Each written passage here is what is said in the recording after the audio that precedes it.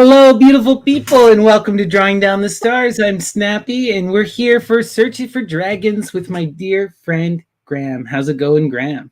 Great, thanks. How are you? I'm doing good. I'm so excited to be here with another episode for you. This one we unfortunately had to postpone a couple times, but we're here to talk once again about Hilda Doolittle HD. So, Perfect. this is going to be great. For those of you who don't know, Hilda Doolittle is a modernist poet, an imagist poet, one of the most important of the modernist movement. We've had 3 previous episodes on her before, if you're interested. We did a deep dive into her biography as well as an exploration of her work called The Hermetic Definition, which was her last major poem of her life, where she sort of defined herself as this creator and gave birth to herself and to her lover through the medium of poetry. It was a truly amazing exploration. So if you're at all interested, go check out that episode and the previous ones on HD. But today we're going to be digging into another of her epics called Helen in Egypt. So, Graham, are you familiar at all with Helen in Egypt? Have you ever heard Only, of this? only from what you've told me. Right. So this is Yeah. probably Hilda Doolittle's like most famous long form work that she did, and it's a really interesting work. She wrote it between 1952 and 1955, and this was written as a direct response to her friend Ezra Pound's epic called The Cantos. And Ezra Pound, if we remember, was her lover, her muse, but also a person she deeply struggled with. Ezra was a notoriously intense person, an extreme political agitator, someone who fell into the fascist movement, moved to Italy, and really devoted himself to anti-fascism and anti-Semitism. Meanwhile, Hilda Doolittle, with her partner Breyer in World War II, were staunch anti-war people and helped establish part of the Underground Railroad, which saved thousands and thousands of Jews.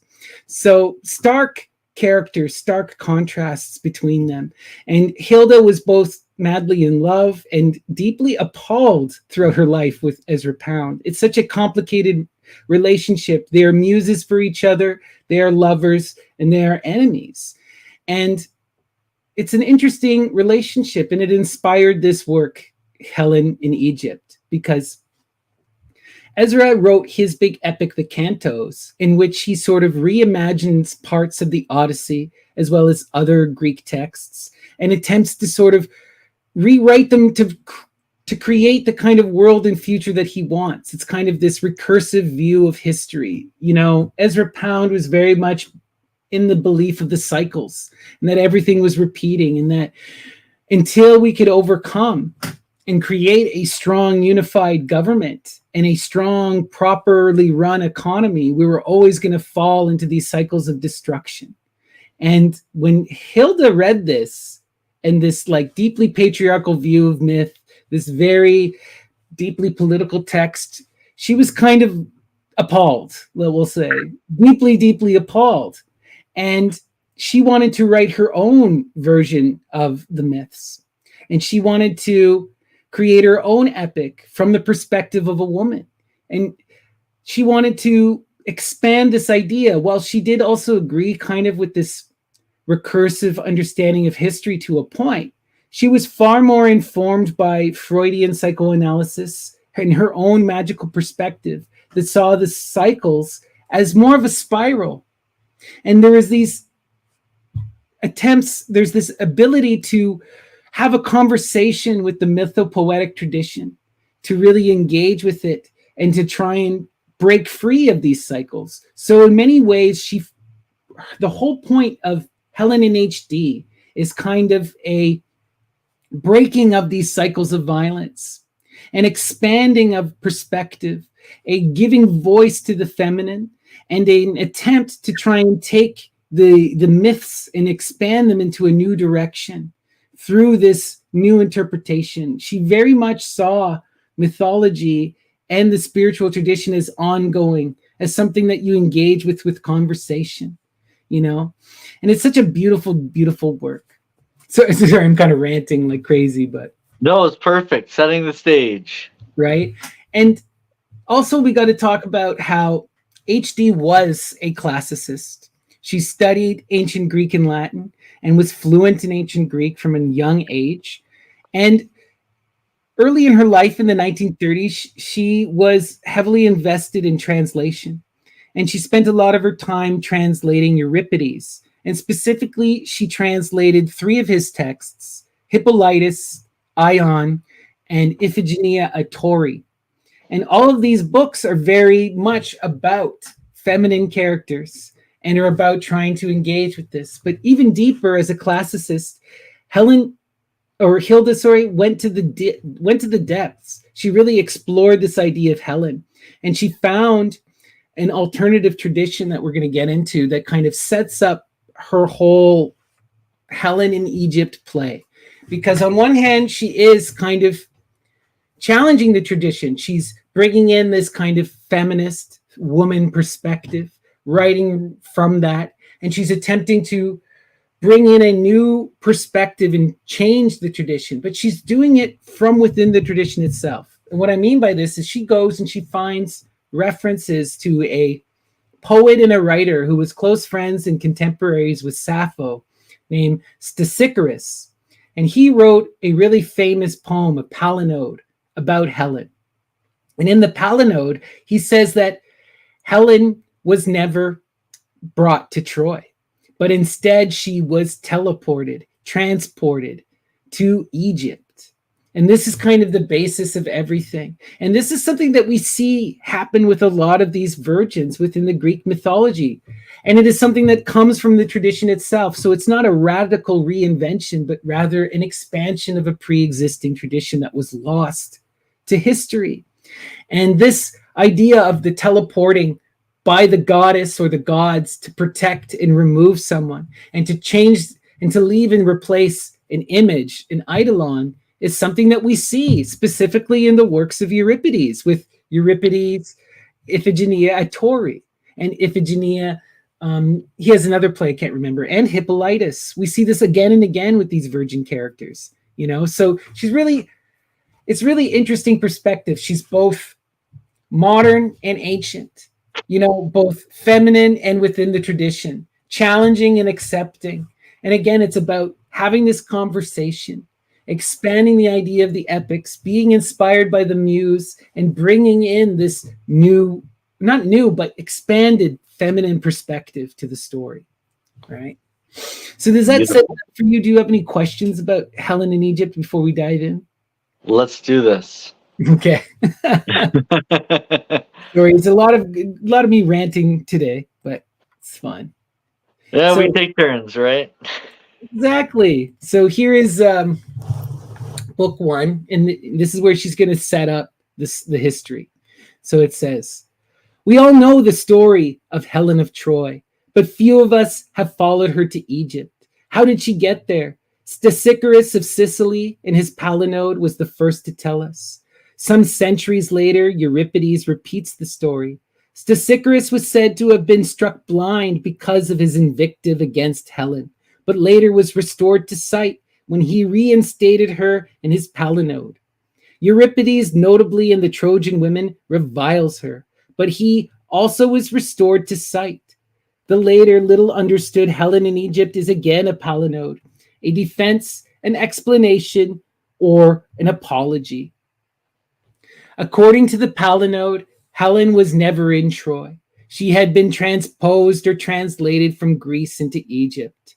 Helen of Troy was a phantom, substituted for the real Helen by jealous deities. The Greeks and the Trojans alike fought for an illusion." Isn't that a wild idea? That they didn't even fight over beauty, they fought for the image of beauty. They could never possess the woman herself. It's wild. Right? Okay. So here we get into the first part of the poem proper. "Do not despair, the hosts surging beneath the walls, no more than I are ghosts. Do not bewail the fall. The scene is empty, and I am alone. Yet in this Amen temple, I hear their voices. There is no veil between us, only space and leisure. Look at this, the Amen temple. Amen, as in the Christian prayer and the Jewish prayer, but also Amun and Aman, connected to that Zeus energy, right? And we'll see Right. it here. And long corridors of lotus bud furled on the pillars, and the lotus flower unfurled, with reed of the papyrus, Amen, or Zeus we call him, brought me here. So Zeus is writing the story and it's unfolding like the flower, right? Written with the reed on papyrus. Fear nothing of the future or the past. He, God, will guide you, bring you to this place, as he brought me, his daughter, twin sister of twin brothers, and Clytemnestra, shadow of us all.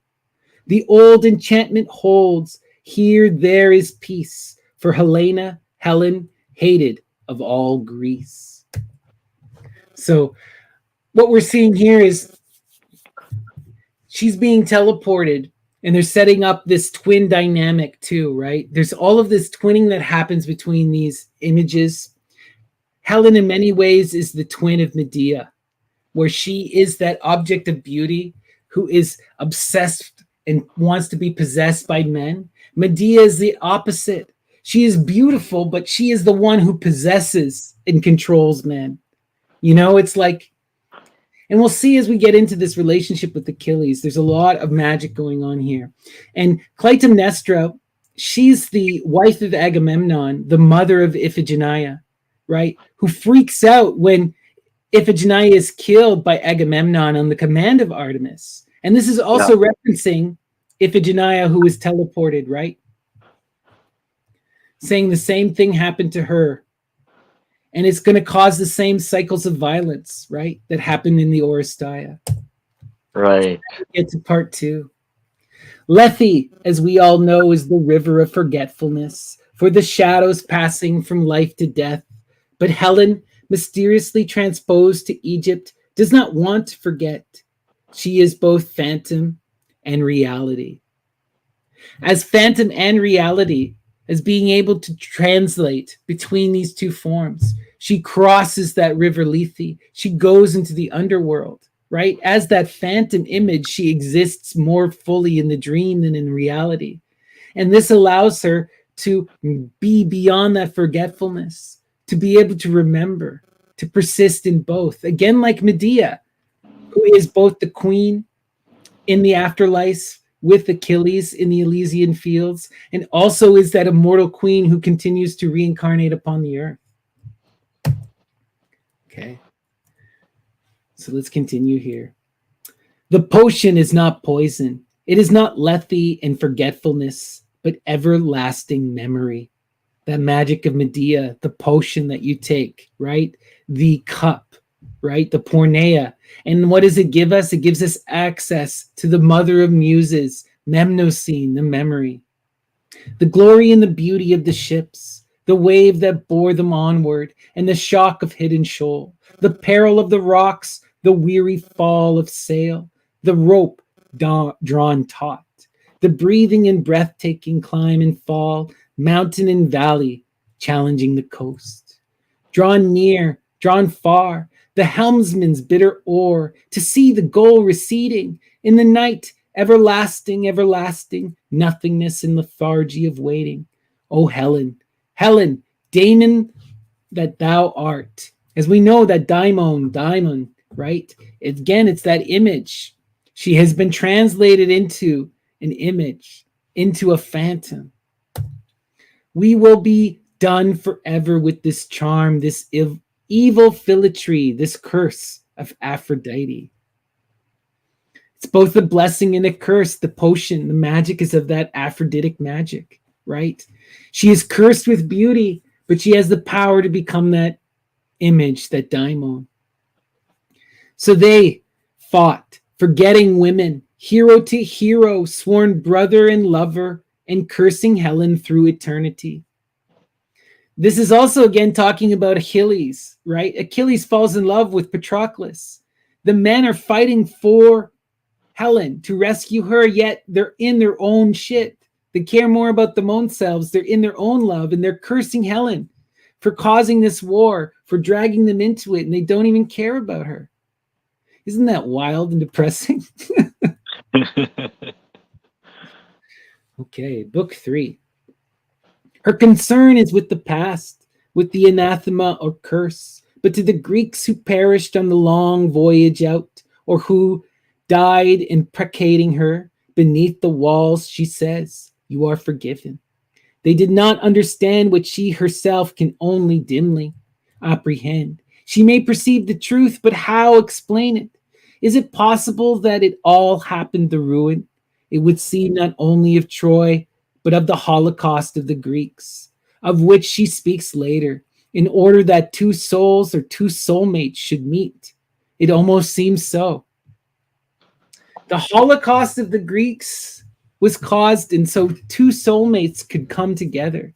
So much violence and destruction, all for the sake of love, right? And it's also wild is look at this, right? You are forgiven. Again, that's soteria. Helen and Medea have the power to grant forgiveness, even as they are possessed and abused and hated, right? They can forgive. And that is that true power of that goddess. It's beautiful. Alas, my brothers, Helen did not walk upon the ramparts. She whom you cursed was but the phantom and the shadow thrown of a reflection. You are forgiven, for I know my own, and God for his own purpose wills it so, that I, stricken, forsaken, draw to me, through magic greater than the trial of arms, your own invincible, unchallenged sire, Lord of your legions, King of the Myrmidons, unconquerable, a mountain and a grave, Achilles. So all of this is to bring her to Achilles, to connect these two powers, right? The feminine and the masculine, the absolute beauty with the absolute warrior.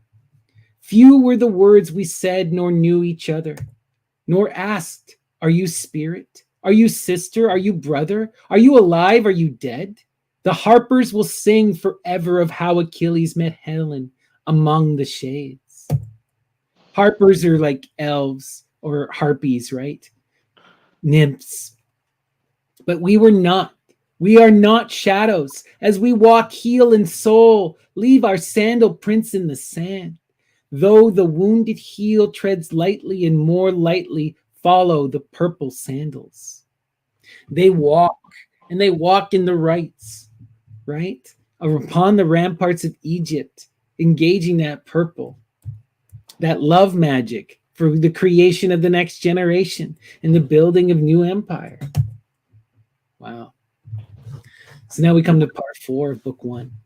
Had they met before? Perhaps. Achilles was one of the princely suitors for her at hand, at the court of her earthly father, Tyndareus of Sparta. But this Helen is not to be recognized by earthly splendor, nor this Achilles by accoutrements of valor. It is the lost legions that have conditioned their encounter, and the sea enchantment in his eyes. Again, the power of Aphrodite. How did we know each other? Was it the sea enchantment in his eyes of Thetis, his sea mother? This is referencing an ancient story in which Medea and Thetis are competing over who gets to be the most beautiful. And the Cretans choose Thetis. And as this choice, she demands that Medea marry Achilles, her son, right? Mm. So there's a bind there, right? And Medea and Helen are intimately connected, right? And this is where you get that line, all Cretans are liars, because they say that Thetis is more beautiful than Medea, which is a lie. But it's that lie that causes all of this insane wars and destruction that happens. Interesting. What was the token given? I was alone, bereft, and wore no zone, no crown. And he was shipwrecked, drifting without chart, famished and tempest driven. The fury of the tempest in his eyes, the bane of battle, and the legions lost, for that was victory, and Troy gates broken, in memory of the body, wounded, stricken, the insult of the charioteer, the chariot furiously driven. This is that energy of pursuing the lust, pursuing the strophilos, Achilles donning his armor and taking responsibility, going into the heart of the battle, right? The Right. Furies taunt. Take heart, Achilles, for you may not die, immortal and invincible. Though the Achilles heel treads lightly, still I feel the tightening muscles, the taut sinews quiver, as if I, Helen, had withdrawn from the bruised and swollen flesh the arrow from its wound. She takes the arrow from out of Achilles' heel and heals that wound, right? He doesn't die in Troy, but is instead teleported to her and she heals him. Wow. Wow. Now we come to part 5. The Myrmidons are Achaeans in Thessaly, and by Achae, Homer designates the Greeks in general. But these legendary or archaic Greeks of the north are reputedly fair-haired, a race destined later to migrate and give the warrior cult to Sparta. Here values are reversed. A mortal after death may have immortality conferred upon him. But Achilles in life and legend is already immortal.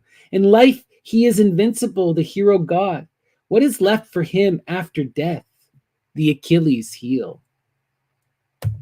Wow. This was the token. His mortality, immortality, and victory were dissolved. I am no more immortal. I am man among the millions, no hero god among the Myrmidons. Some said a bowman from the walls let fly the dart. Some said it was Apollo, but I, Helena, know it was love's arrow. It was Eros, the child of Aphrodite, who shot him. And it is only after death, right, that he can experience his fullness, right, that he's no longer bound to immortality. The body honored by the Grecian host was but an iron casement. It was God's plan to melt the icy fortress of the soul and free the man.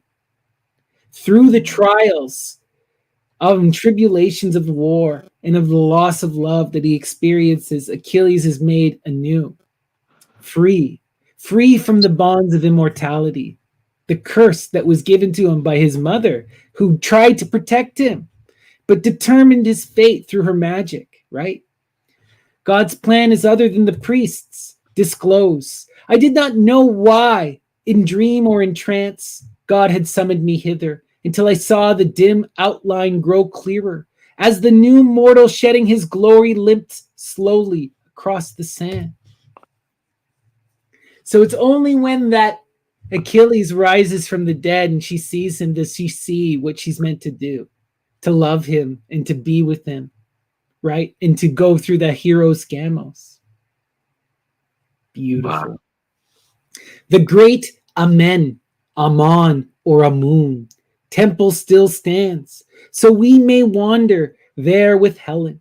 She and we need peace and time to reconstruct the legend. Karnak, Luxor, Thebes, certainly.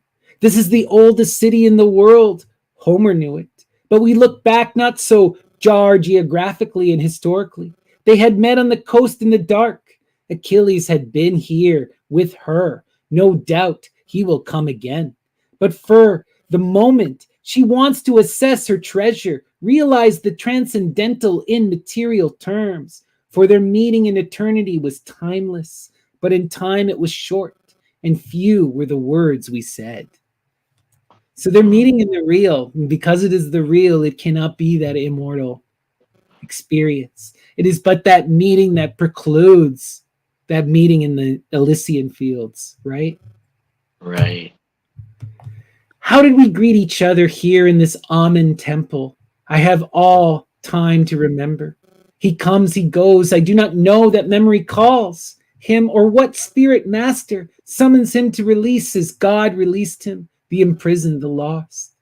Few were the words we said, but the words are graven on stone, minted on gold, stamped upon lead. They are coins of a treasure, or the graded weights of barter and measure. I am woman of pleasure, I spoke ironically into the night, for he had built me a fire. He, Achilles, plying brushwood, finding an old flint in his pouch. I thought I had lost that. It's just like they're brought back to such an intimate, basic moment where he has to be that provider and create fire. And she is that lover, right? In that childlike, not childlike, but in that womanly way of, in the, anyway, you know what I'm getting at. They're reduced to lovers in that intimacy, in that moment where she has to surrender to him. Few were the words we said, I am shipwrecked, I am lost, turning to view the stars, swaying as before the mast. The season is different. We are far from. Let him forget. Amen. All Father, let him forget. She wants to remember and she wants him to forget. Notice the dichotomy. He must forget the violence to be reborn anew, but she remembers it all. Wow. Wow. Now we come to part 7 of book 1. Helen achieves the difficult task of translating a symbol in time into timeless time, or hieroglyph, or ancient Egyptian time. She knows the script, she says, but we judge that this is intuitive or emotional knowledge rather than intellectual. In any case, a night bird swooped towards them in the first encounter on the beach. To Achilles, lately arrived from Troy, and the carriage of battle. This is a carrion creature. But Helen would banish these memories. She says she is instructed. She is enchanted, rather. From the depth of her racial inheritance, she invokes, as the perceptive visitor to Egypt must always do, the symbol or the letter that represents or recalls the protective mother goddess. This is no death symbol, but a life symbol. It is Isis, or her Greek counterpart Thetis, the mother of Achilles. Oh. Right? And Achilles is that child. Okay. We huddled over the fire. Was there ever such a brazier? A night bird hooted past. He started. A curious flight, a carrion creature, what? Dear God, let him forget. Because the carrion creature, again, is related to that Medea magic, right? The vultures consumed the liver of Prometheus. And Achilles knows this, but Helen wants him to forget, right? Because she is also that Medea, twin, two sides of the same coin. I said, there is mystery in this place. I am instructed. I know the script. The shape of this bird is a letter. They call it the hieroglyph. Strive not. It is dedicate to the goddess here. She is Isis. Isis, he said, or Thetis, I said, recalling, remembering, invoking his sea mother. What's wild here is that mother Aphrodite, that Thetis, that Isis, right? And she is helping lead him back to her, back to his mother, back to the beginning through this mystery. Also, look at, she understands the symbols and the translating the symbols in like language are pictures, are images that are distilled. There's great magic in this understanding, right? To use language is to invoke the symbolic, the eidolon, right? Right. Okay, let's continue. Flame, I prayed, flame, forget. Forgive and forget the other. Let my heart be filled with peace. Talking about Prometheus, right? Don't remember that violence of Medea. Let me love him as Thetis, his mother, for I knew him. I saw in his eyes the sea enchantment, but he knew not yet Helen of Sparta, knew not Helen of Troy, knew not Helena, hated of Greece. And look, she's the triple goddess here, 3 forms and 3 faces. She is the triple goddess in contrast to the mother, right? Right. Wild. She represents that virgin, the Artemis, Hecate, Selene, and Isis is Aphrodite, Urania, right? Is that love-giving mother. It's moving from one feminine energy to the other. It's that leaving the mother and finding the lover, you know? Beautiful. Part 8. She is afraid too, so she needs this protection. She has tried to conceal her identity with mockery. I am a woman of pleasure. She knows what the Greeks think of her, and here is Greece incarnate, the hero god. True, he is shipwrecked. Nevertheless, though wounded, he carries with him the threat of autocracy. She has lost caste. He is still Achilles. Or who is she? She says that Helen upon the ramparts was a phantom. Then what is this Helen? Are they both ghosts? And if she is convinced of this, why does she entreat the flame that Achilles had kindled? Let me love him as Thetis, his mother. Is she afraid of losing even her phantom integrity? And of what? Thetis, Isis, Aphrodite. It was not her fault. This is interesting. It's not the fault of Aphrodite, yet who cursed Helen? Aphrodite, right?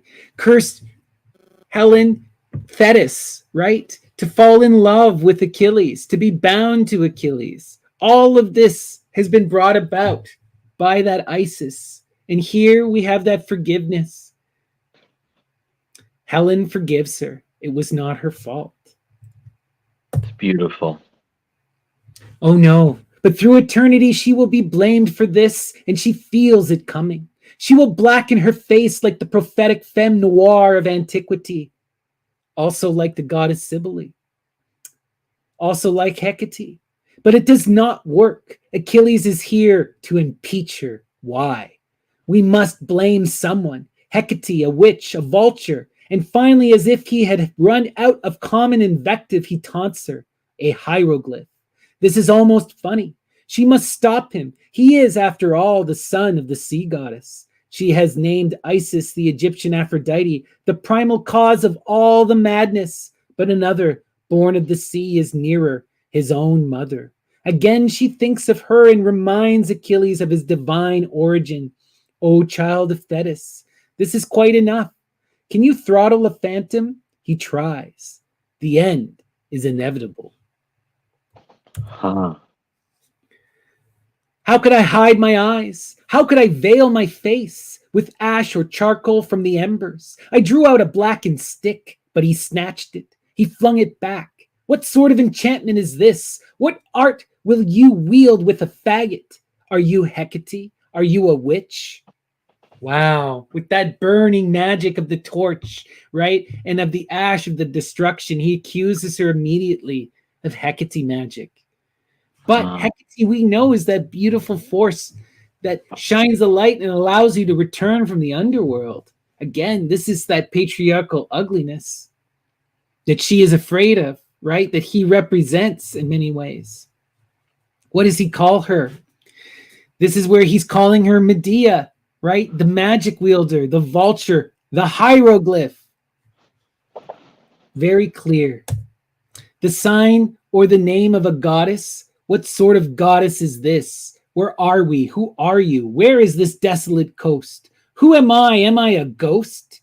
You are living, O child of Thetis, as you never lived before. Then he caught my wrist. Helena, cursed of Greece, I have seen you upon the ramparts. No art is beneath your power. You stole the chosen, the flower of all time, of all history, my children, my legions. For you were the ships burnt. O cursed, O envious Isis, you, a vulture, a hieroglyph, an image, right? An eidolon.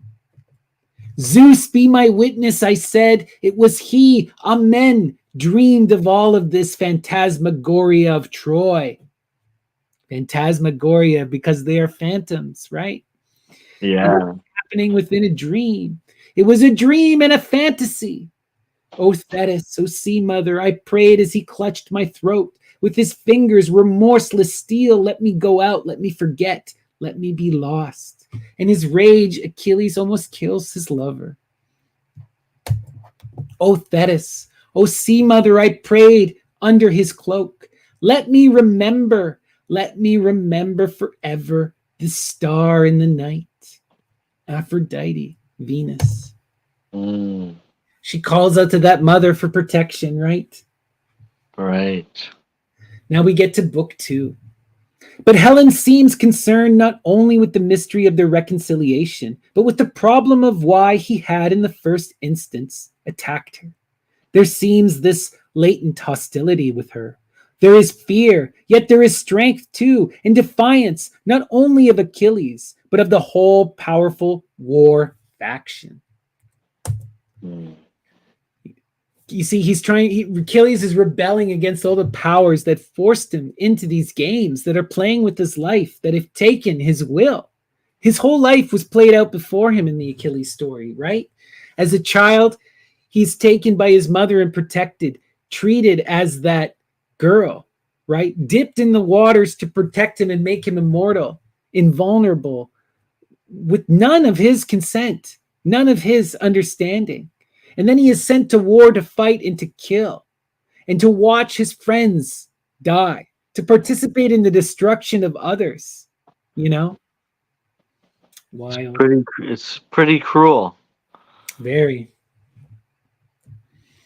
All right. Perhaps he was right to call me Hecate and a witch. I do not care for separate might and grandeur. I do not want to hear of Agamemnon and the Trojan walls. I do not want to recall shield, helmet, greaves, though he wore them.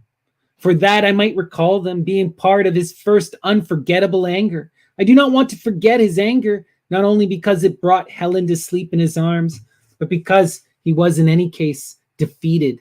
If he strangled her and flung her to the vultures, still he had lost, and they had lost. The war, lords of Greece, right? The war was lost. It resulted in a Holocaust, right? In an absolute destruction. There was nothing gained, you know? Not even the possession of beauty, which was what it was for. Part 2. But this host of spirits, the Greek heroes, without the Trojan War, she would never have found them, or they would never have found her, nor we may presume would she and Achilles have met in this out-of-time dimension. But Helen seems divided in her loyalties. She speaks of the burning ember, the funeral pyre of the Greek heroes, and in her thought dismisses Achilles. But we feel that she is really concerned with that other burning ember, the flint, the spark of his anger. It is the burning ember that I remember, heart of the fire. Consuming the Greek heroes, it is the funeral pyre. It is incense from the incense trees. Wafted here through the columns, never do I forget the host, the chosen, the flower. Of all time, of all history, it was they who struck as the flint, the spark of anger. No art is beneath your power. What power drew them to me? A hieroglyph, repeated endlessly upon the walls, the pillars, the thousand-petaled lily. They are not many, but one, enfolded in sleep, as the furled lotus bed, or with great wings unfurled, sailing in ecstasy the western sea, climbing sea mountains, dividing the deep valleys of the sea. But now go, Achilles, for me. I feel the lure of the invisible. I am happier here alone in this great temple. With this great temple's indecipherable hieroglyph, I have read the lily. I cannot read the hare, the chick, the bee. I would study and decipher the indecipherable Amen script. So what is she saying? She's trying to understand the nature of reality and to read the hieroglyphs, the symbols in the world around her, right? And to understand this power of that Amon, that deity, right? Who is in the word, in that unfolding of the reason, of that magic. She has read the lily, but she cannot read the hair, right? Together, she must come with Achilles in order to see that other side. Right. You know, in order to know truthfully, you must expand your perspective and you must incorporate the masculine and the feminine. Let's continue. Part 3. We were right. Helen herself denies an actual intellectual knowledge of the temple symbols, but she is nearer to them than the instructed scribe. For her, the secret of the stone writing is repeated in natural or human symbols. She herself is the writing. This is important. This is a magical statement of a true magician, a true person who's following the poetical muse tradition. It is the story and the writing of the story that defines the person, that creates the magic, that gives birth to reality, right? And she herself is the writing. She sees herself in the hieroglyph. She recognizes that she has become that symbol, that eidolon, that ideal image. And that's how she was transported, right? And you, by writing this story too, we must recognize what Hilda Doolittle is doing. She is expanding the image of Helen, giving new voice, right? By telling that story, she is developing the eidolon, giving it new life, and engaging us in the story. It is that unfolding of the muse energy. This is an active living tradition, right? An active living tradition that is engaged with. And this is a modern engagement, a modern reinvention in order to persist through the cycles and to expand our understanding, right? It's beautiful. It's beautiful, and it's that true magic from that muse tradition. I love it so much. I said I was instructed in the writ, but I had only heard of it when our priests decried. Papyrus fragments travelers brought back as crude primeval lettering. I had only seen a tattered scroll's dark tracing of a caverill with a great sun's outline, but inked in as with shadow, it seemed a shadow sun, the black sun. The boat, a picture of Troy, the black sun and Troy, the boat upon the waters. I was not interested. I was not instructed nor guessed the inner sense of the hieratic. But when the bird swooped past that first evening, I seemed to know the writing. She learns the writing through the reception of birds, Aphrodite magic.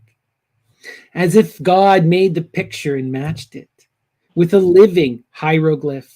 The bird is a living hieroglyph. How did I know the vulture? Why did I invoke the mother? Why was he seized with terror?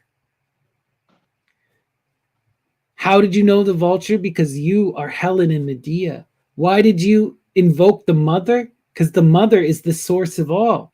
Why was he seized with terror? Because it is that terror of that feminine other that challenges one and forces transformation. And you show him reflected in yourself. In the dark, I must have looked and inked in shadow, but with his anger, that ember I became. His anger causes her fires to light in her, right? She responds in kind. What his accusation made me, Isis, forever with that child, the hawk Horus. The child of Isis, that Horus, right? Achilles. Helen is a Greek, a Spartan, born from a seafaring people. Although in Egypt it is not the primitive caverill, as she calls the shadow or death ships of Osiris, that she visualizes when she would recall the hosts of spirits. Her vision is wholly Greek, though she returns to the sacred Egyptian lily for her final inspiration. This is the spread of wings, whether the straits claim them or the Cyclades, whether they floundered on Pontic seas or ran aground before the Hellespont. Whether they shouted victory at the gate, whether the bowmen shot them from the walls, whether they crowded surging through the breach, or died of fever on the smitten plain, whether they rallied and came home again in the worn husks half rotted from the salt, or sun wrapped on the beach, whether they scattered in companies, or 3 or 2 sought the old ways of home, whether they wandered as Odysseus did, encountering new adventure, they are one. No, I was not instructed, but I read the script. I read the writing when he seized my throat. I just wanted to point out they become one here. When they read the script, they become one and engage in new adventure. This was his anger. They were mine, not his, the unnumbered host. Mine all the ships, mine all the thousands of the petal rows, mine all the lily petals, mine the great spread of wings, the 1,000 sails, the 1,000 fettered darts that sped them home, mine the one dart in the Achilles' heel that she healed him from, the 1,001, mine. Wow. Excuse me. But Helen returns to the Cavarol, the death ship, a suitable attribute of Osiris, king and magician, ruler of the dead. She senses the parallel. Has her knowledge made her happier? Perhaps. In any case, if Achilles had taunted her with her resemblance to Isis and related the Isis magic to a Hecate or witch cult, so she sees clearly the duality of the legendary heroes fatal. Right? Fatale. This is the thing. He can only see the negative. He can't see the positive. This is part of the thing we see with Medea, right? The men are terrified of the potential for violence, of the power that she represents. But in action, what does she do? You know, when we look at the Medea story, when she acts out in violence, it is violence that is asked for. Jason always calls her, help me escape. Okay, well, I have to rip my baby brother apart. You want to escape? We've got to rip the baby apart. You know, help me get revenge on King Creon. Oh, you want revenge? All right, we're going to have to boil him alive. You know, then they freak out on her when that violence happens. But who asked for it? Jason, right? And Helen here is that same. Right? We can see it as a witch cult, as the evil magic, or as that potential for power and beauty. All right, let's continue. The inked-in sun within the Cavarol was symbol of Osiris, king and magician, ruler of the dead, and he was torn asunder. Osiris is Dionysus, right? By his brother, so they said, the whirlwind Typhon. Typhon is that great serpent. So with the whirlwind of the chariot wheels, the clang of metal, and the glint of steel, Achilles lorded Simois' plain as Typhon, the destroyer. Destroyer and destroyed, his very self was lost, himself defeated. Achilles is that serpentine monster, right? Capable of extreme violence, that destroyer. The scattered host, limbs torn asunder, was the Osiris, the flower of all time, of all history, my children, my legions. He lived the immortal son of the sea goddess, but anger made him sterner. Anger enclosed Osiris within the iron casement of the whirlwind war. They were not two, but one, Typhon Osiris, to the initiate. And this is where we see that magic. I've talked about this many times. Apollo and Dionysus are truly one, the dark and the light, two aspects of the sun, the great serpent and the great redeemer, the bringer of knowledge and light, and the one who leads us into darkness, two sides of the same coin. As Isis seeks to reclaim Osiris with the help of their child, the sun god Horus, so Helen, with the aid of the unnumbered host, symbolized by the hawk with the fiery pinions, or the thou sand-petaled lily, would gain spiritual recognition and ascendancy over Typhon the destroyer. And here we are seeing Medea become that true mother who transforms the serpent, the beast, into unicorn, into lover, into protector. When Medea rides upon that beast and becomes Lady Babylon, right? O child, must it be forever that your father destroys you, that you may find your father? O child, must the golden feather be forever forged by the spirit released in the fury of war? Again, relate this to the story of Dionysus. Dionysus is that child, Zagreus, who is tricked from the throne and killed and ripped apart at the command of Zeus, right? His father.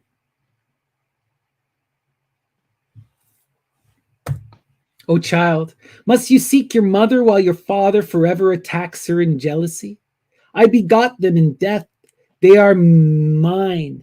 Must death rule life? Must the lily fade in the dark? And the child always seeks the mother, Dionysus, in adoration of Venus, in adoration of Aphrodite, of Rhea. That is the mystery, right? Is it only the true immortals who partake of mortality? Who but Helen of Troy and Achilles, shipwrecked and lost, dare claim you and know the sun, hidden behind the sun of our visible day?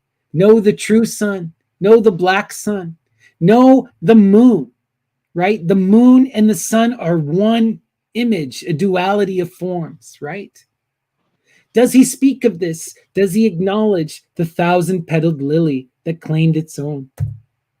The hawk with the fiery pinions. Does he say, Helen, you brought them to me? Not he. He comes, he goes back to the darkness, called by a spirit master to drive out the darkness, to free the imprisoned, even as God set him free. To free the imprisoned, even as God set him free.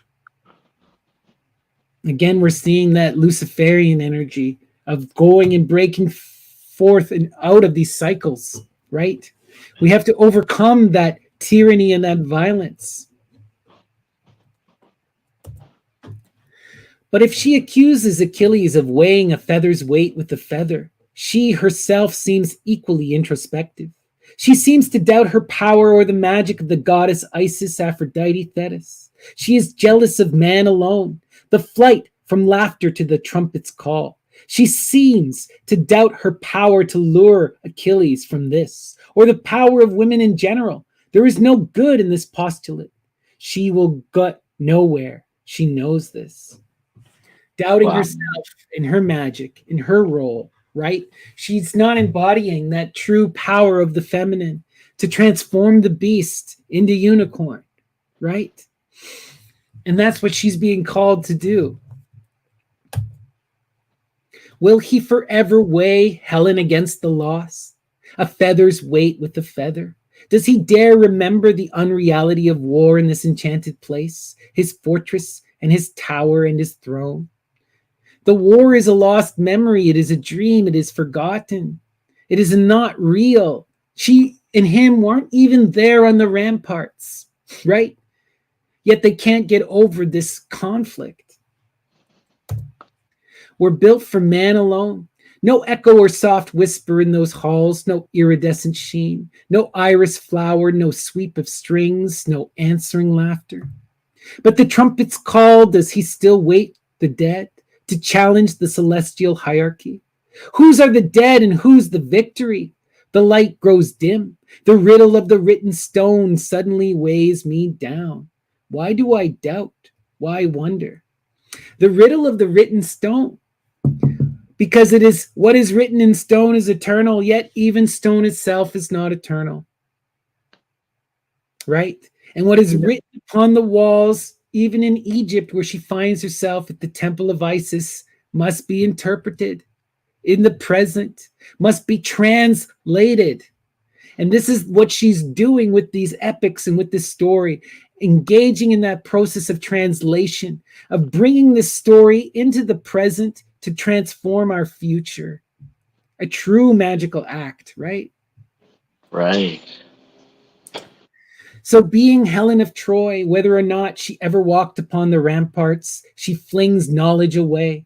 Let the temple walls flower with the indecipherable Amen script. It is not necessary to read the riddle. The pattern in itself is sufficient and it is beautiful. And here's the trick. To understand the script, you don't even need to decipher it. The act of translating in many ways is part of the problem. We're dealing with a koan, a riddle, an impossible question that is about expanding our mental faculties and forcing us to see the language in reality, to see the greater patterns beyond what is written in stone. Is fate inexorable? Does Zeus decree that forever love should be born of war? Wow. And that is the question, right? Is this the cycle always going? How do we overcome the violence? And that is where she invokes the spiral magic, the evolution, to try and break these cycles, to overcome the violence, and to bring more love. O Eros of flaming wings, O Horus of golden feathers, let my heart be filled with peace. Let me draw him back to this place alone. Does he pace the beach? Does he question the wandering stars, swaying as before the mast? The season is different. We are far from. What heartbreak, what unappeasable ache burning within his sinews as he remembers the arrow that killed him. That stole immortality and made him immortal. Let Helen's imperious quest through this temple to solve the riddle written upon the walls be shed as a priestess's mantle. No priestess calls him to me. I ask not nor care to know what is or is not the answer, whether as Orpheus he dared the depths of hell, whether as Phaethon challenged the car of the sun. So we know these stories, Orpheus and Eurydice trying to resurrect the dead, and Phaethon trying to ride the chariot of Helios in his father's stead. And the arrogance of both of these actions, right? Not understanding and causing our own destruction, right? And it's that also recognize in the Orpheus story, it is the insane hubris of trying to dictate and possess the life of another. Orpheus tries to pull the Eurydice from hell. He tries from the underworld, tries to break her out of the cycles of transformation and possess her. This is an evil act, right? An evil act. Taking control of the car when you don't understand, when you don't know where you are going, when you have not learned nor experienced, this is an evil act, right? At least as close to evil as we can truly get, in a sense, you know? Absolutely. It's like greedy pride, you know? Absolutely. It's that prideful greed that corrupts. Whether he stole as Prometheus stole, right? And Prometheus is not always this hero. In modern times, we want to view him as this hero. Why does Medea punish him if he's a hero? Right? What happens through the giving of this knowledge before our time, before we have learned responsibility, right? The cycles are meant to go through. Forbidden knowledge from heaven, whether he broke the law, forgive me, O Zeus, the lawgiver. Whether he changed as Circe changed men into swine. And this version, look, HD is accusing Prometheus of transforming men into swine. Wow. Releasing us through that giving of the light. Whether he flouted his power, while women fell as the scythe of his visored glance swept them over, whether he laughed as they fell, whether he found here and there a girl for a change in pleasure, when weary after the fray, his elect slept in their tents, whether here and there he stole a child, here and there, everywhere, luring youth into battle. Whether he cheated, he lied, he was brave and immortal, to challenge mortality, whether he raised a city, a woman, or wore a crown, unearned by his merit, living in that fantasy, trying to stop time, trying to break the cycles, refusing to gauge in the game, refusing to go through the cycles of evolution. That is the hubris of Prometheus. And that is the curse that he's brought upon us. He drew as a magnet, drew from ore from the rock, gold from dross, death from life. Was war inevitable? Was this inevitable? Amen, Zeus. Let me not ask, but claim him and know the sun. Hidden behind the sun, our visible day. Hidden by the sun is the true light of the day, right? Wow. Again, we're going back to the moon. This is part of the secret, part of the magic. Hecate is the true sun. He drew as a magnet, that didn't skip ahead there. Oh, I think we're done. Sorry, I forgot to put an ending there. So we finished the first books of Helen in Egypt, and we're going to return next week for the final 3 books. I felt it was a little bit long for a single episode, a lot of reading, and such a intense, vivid text with a bunch of intense, radical ideas. What is your take on it, and what do you think about so far, Helen? I would say my main takeaway from this is something that you said actually in the Discord today or yesterday to someone, which is that the myths are alive and they're constantly evolving and changing, and it's about reinterpreting the myth, translating the myth, as you would say, and discovering new meanings within the old meanings. Absolutely. What I love about Hilda is that she is a part of the Greco-Roman tradition. She very much is a poet and working in this world, and is actively engaged in it through many different facets. In one hand, it's an inspired work from the muses. On another hand, it is a translated work from Euripides and from Stesichorus, right? And then on the other hand, it is a rebuke and an attack on another person's interpretation, that tried to assert a patriarchal view, right? So it's this really interesting, magical act that she's doing about reimagining Helen and giving her new agency and new power and new voice, rather than just being that object of beauty or hatred. Now she is the one who walks in Egypt and learns the true message of the Great Mother and has to heal Achilles and heal those wounds and come together in unity to give birth to the next generation, to break the cycle of violence. And that's what we're seeing now, right? They're going to give rebirth to Osiris, Dionysus reborn. How magical, how profound. It's so magical because, like you said before, in the actual world, they're just images. They aren't really themselves, in a sense. And here they're like alive. They're alive. The hieroglyphics themselves, the images, are themselves the deity. And they are also the living animals, right? She learns from the birds, which are also word. How beautiful. All right, everyone. Thank you guys so much. And I hope you guys will join us for next week when we dive into the last 3 books of Helen in HD. Helen in Egypt by HD. Graham, any final words for Helen in Egypt? Revisit the myths, find new meanings, and let it enrich your life. That's so beautiful. Truer words. I couldn't agree more. And engage with the myths. You can be like HD. You can be a muse and a poet. You can be inspired and add to the conversation, right? Is that not the beauty of life? Transform the cycles and imagine a new way, right? Envision the spiral.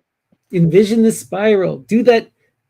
The Pisces, right? There's an exunt. There's a way out, an expansion out of that infinity once the lesson is learned. All right, Graham. Before we call it a night, You've been a busy person creating tons of incredible art, a bunch of new music. Please tell our audience all about it and where they can find it. Right. So, well, still working on the new isosceles infection album. That will come out a bit later, but a couple weeks ago, I released a new EP with my industrial project, Imperial Dirge. It's called "This Life Is Killing Me." It's very miserable and intense, harsh, abrasive noise, some electronic beats, bit of grindcore. It's fun. And just a couple days ago, I released a new ambient EP inspired by the book Grave Desire: A Cultural History of Necrophilia by Steve Finbow. And the album is called Many Fanged God, Anal Wormholes of Desire and Death, which is a line from the book. That is like one of the most uncomfortable lines I've ever heard in my life. That's how I felt when I read it. My friend was like, "You should use this as the title of something." So that was my inspiration. And it's sort of like dungeon synth with beats and black metal screams Oh, and wow. eerie stuff. It's all on my link tree.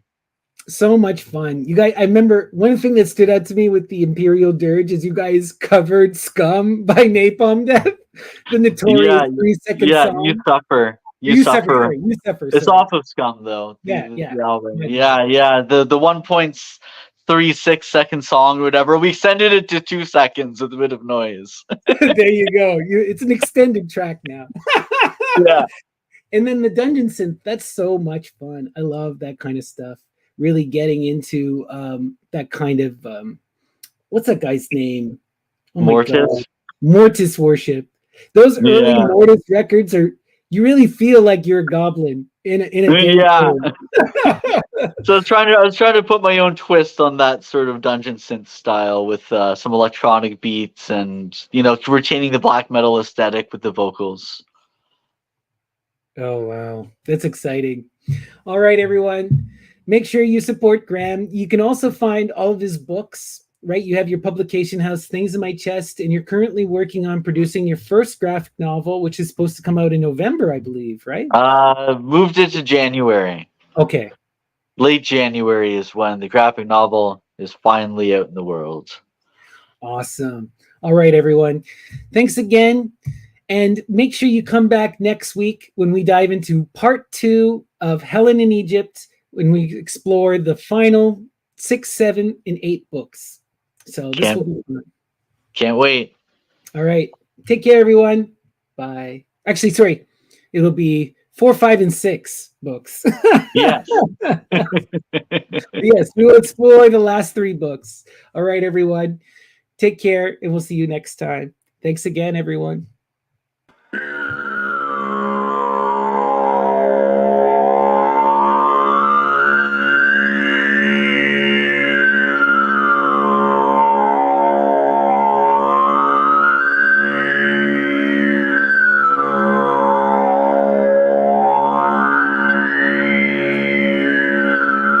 And I wondered who his master could be. And I pressed my eye eagerly to the grave. And I wondered who his master could be. And I pressed my eye eagerly to the grave. And I wondered who his master could be. And I pressed my eye eagerly to the grave. And I wondered who his master could be. And I pressed my eye eagerly to the grave. And I wondered who his master could be. And I pressed my eye eagerly to the grave. And I